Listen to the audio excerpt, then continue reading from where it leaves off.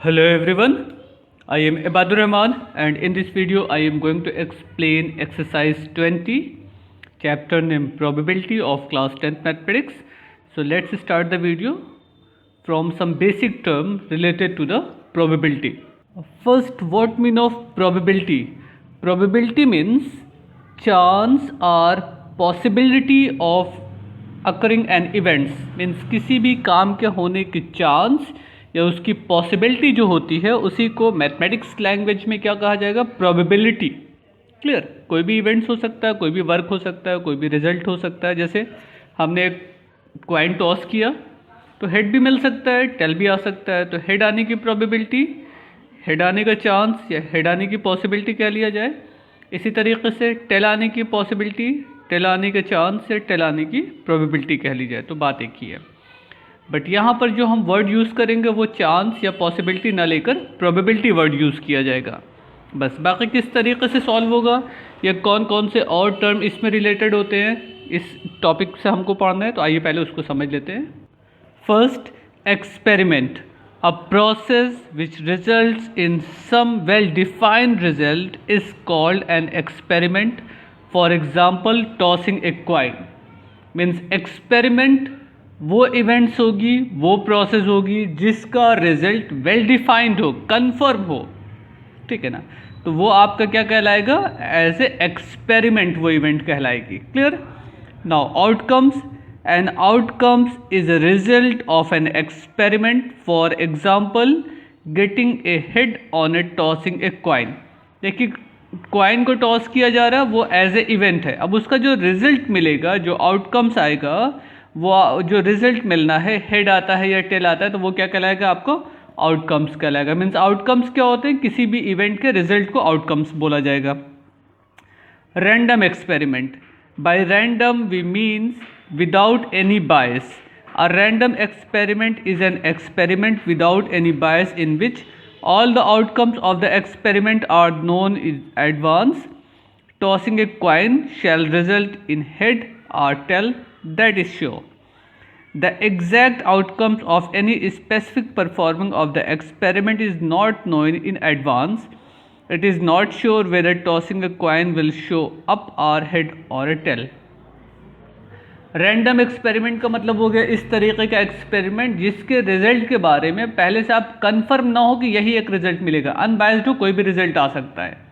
ठीक है ना? तो वो क्या कहलाएगा? आपका रैंडम एक्सपेरिमेंट कहलाएगा। जैसे किसी कॉइन को टॉस किया तो हेड भी मिल सकता है या तो टेल मिल सकता है। किसी डाई को थ्रो किया तो आपको 1 to 6 कोई भी डिजिट मिल सकती है, 1 2 3 4 5 6 कोई भी रिजल्ट आ सकता है। तो वो एक्सपेरिमेंट क्या कहलाएगा? आपका एज ए रैंडम एक्सपेरिमेंट कहलाएगा। Next, event. An event is something that happen. Drawing a king of spade, when randomly drawing cards from a pack of cards showing up head when a coin is tossed are called an events. Event भी बिल्कुल उसी तरीके का है जैसे कि कोई आपका रिजल्ट आउटकम्स होता है। क्लियर? बस जो इवेंट आपको चाहिए वो एज ए पॉसिबल आउटकम्स कहलाएगा, अदरवाइज फेवरेबल आउटकम्स कहलाएगा, अदरवाइज वो सिंपली इवेंट्स कहलाएगा। श्योर इवेंट्स, ऐसी इवेंट जो कंफर्म हो। इम्पॉसिबल इवेंट्स, जो इम्पॉसिबल हो। Sure events, a die has 6 letter of alphabet A B C D E F marked on its 6th face. What can we say about getting a letter of the alphabet? If we throw the die, whichever face land up, shall have a letter of the alphabet on it.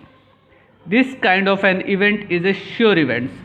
Means इन्होंने कहा है कि ऐसा event जो confirm हो वो क्या कहलाएगी? श्योर इवेंट कहलाएगी। जैसे इन्होंने एग्जांपल बता दिया कि किसी डाई के अगर सारे फेस पर हम ABCD इस तरीके से लिख दें और थ्रो करें तो 100% ऊपर जो आएगा वो आपका एज ए अल्फ़ाबेट होगा। सैम्पल स्पेस क्या होता है? Sample space is the set of the events. The set of all possible outcomes of a random experiment is known as its sample space. For example, when you toss a coin we get 2 possible events, head और tail। तो इसका sample space क्या हो जाएगा? Head और tell.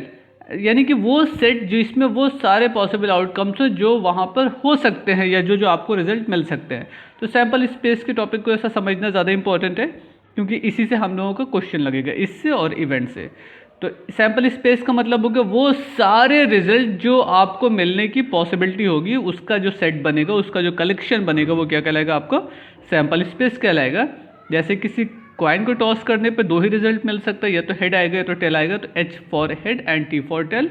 And किसी die को throw करने पर जो रिजल्ट मिलने हैं वो 1 2 3 4 5 6 यही इतने नंबर्स आ सकते हैं। तो इसमें से जो सारे रिजल्ट आपके क्या कहलाएंगे?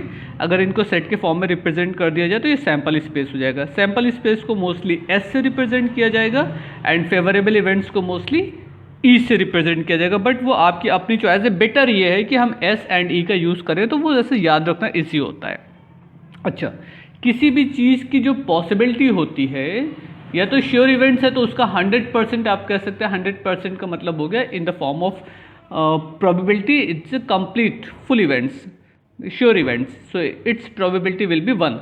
मीन्स ऐसे इवेंट जिनकी प्रोबेबिलिटी कन्फर्म हो कि वो काम होना ही है, तो उसकी प्रोबेबिलिटी क्या होगी? 1 होगी।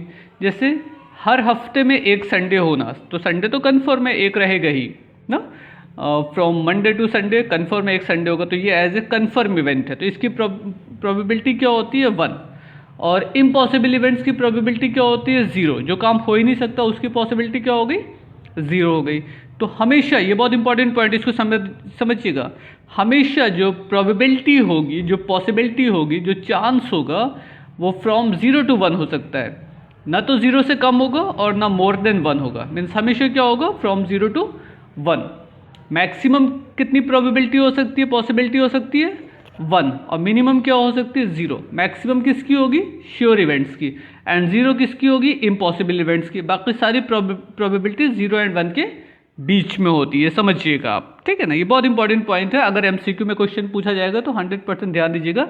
पॉसिबिलिटी, प्रोबेबिलिटी कभी भी मोर देन 1 नहीं हो सकती और कभी भी लेस देन 0 नहीं हो सकती। मीन्स निगेटिव प्रोबेबिलिटी नहीं होती है, हमेशा या तो पॉजिटिव होगी और बिटवीन 0 to 1 होगी। क्लियर? अब ये एक एग्जाम्पल है जिस पे सारे क्वेश्चन लग जाएंगे एक्सरसाइज के।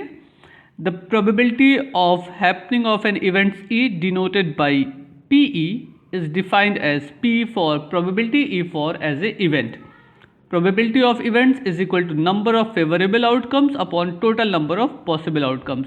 मीन्स वो सारे फेवरेबल आउटकम्स जो आपके रिजल्ट के फेवर में जाते हों, और total number of possible outcomes में जितने भी पॉसिबिलिटी हो सकती है रिजल्ट मिलने की। तो सैम्पल स्पेस से ये मालूम हो जाएगा, फेवरेबल इवेंट्स आपके इवेंट से मालूम हो जाएंगे। इसको हम E/N के फॉर्म में लिखा है, बट हम इसको NE/NS के फॉर्म में लिखेंगे। वो कैसे लिखेंगे आइए देखते हैं। देखिए, इसको हम लोग इस तरीके से लिखेंगे, probability of events is equal to number of favourable outcomes upon total number of possible outcomes. NE means number of total outcome, favourable outcomes upon NS number of sample space या टोटल आउटकम्स। तो NE/NS का मतलब हो गया वो कितने result जो आपको चाहिए और वो कितने रिजल्ट जो मिल सकते हैं। तो दोनों का डिवाइड कर देंगे तो क्या मिल जाएगा? आपका प्रोबेबिलिटी मिल जाएगी उस इवेंट्स की। इसका सेंस क्या है पहले इसको समझ लेते हैं। सपोज हमने एक कॉइन टॉस किया, तो हमको कौन कौन सा रिजल्ट मिल सकता है? या तो हेड आएगा या तो टेल आएगा। यानी कि आपके पास जो पॉसिबिलिटी है वो रिजल्ट कौन कौन से मिलने की है। सैम्पल स्पेस में क्या होगा? सैम्पल स्पेस दो तरीके से हमें मिलेगा, उसमें या तो हेड आएगा या तो टेल आएगा। इसमें टोटल कितने एलिमेंट हैं? 2। तो कार्डिनल नंबर ऑफ ये सेट का कॉन्सेप्ट है, इसमें एलिमेंट कितने हो गए? 2। ठीक। अच्छा, सपोज कर लीजिए आपको जो चाहिए वो सिर्फ हेड चाहिए, तो जो फेवरेबल इवेंट्स है जो आपको चाहिए वो सिर्फ एक ही तरीके से हो सकती है जबकि ऊपर हेड आ जाए। तो इसमें कितने एलिमेंट है? 1। तो अब हेड आने की पॉसिबिलिटी या हेड आने की प्रोबेबिलिटी कितनी हो जाएगी? NE/NS।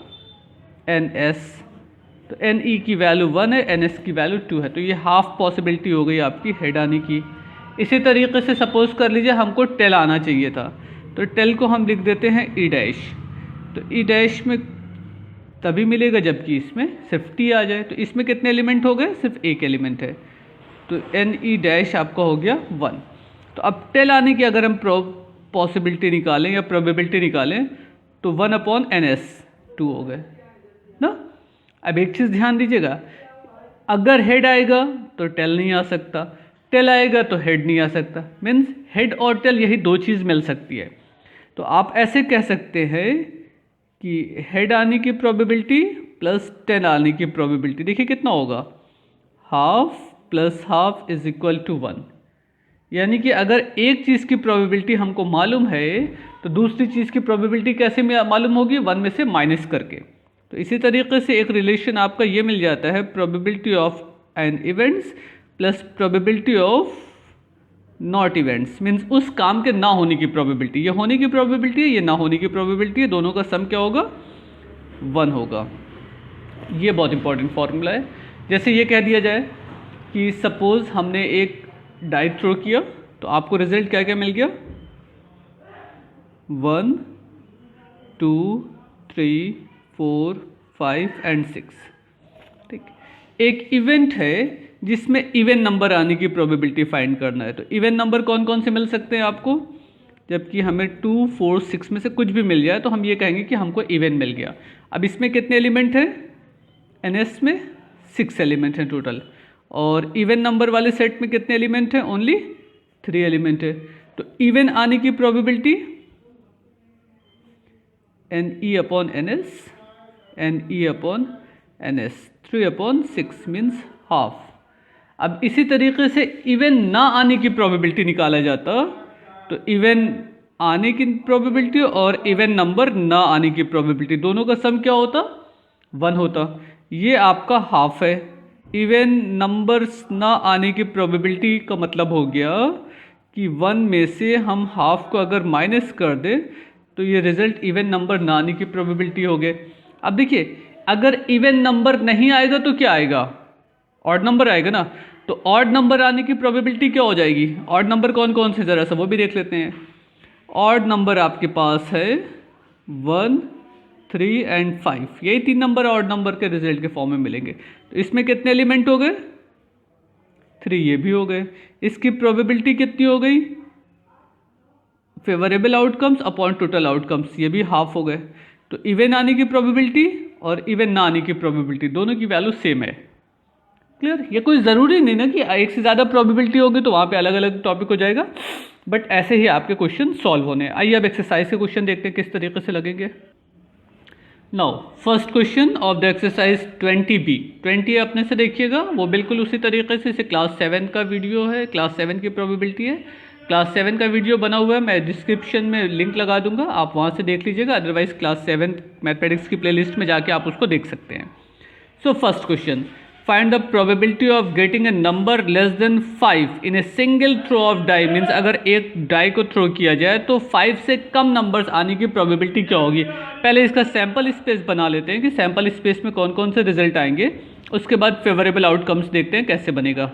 देखिए आपका क्वेश्चन है कि सिंगल थ्रो ऑफ डाई में 5 से लेस नंबर आने की प्रोबेबिलिटी। तो सबसे पहला काम, हम सैम्पल स्पेस अगर बनाएं तो कौन कौन से टोटल रिजल्ट आपको मिल सकते हैं, टोटल आउटकम्स कितने होंगे, 1 2 3 4 5 एंड 6, ये तो टोटल आउटकम्स हो गए। इसमें कितने एलिमेंट हो गए, 6 एलिमेंट हो गए, sorry, NS is equal to 6 ही हो गए ना।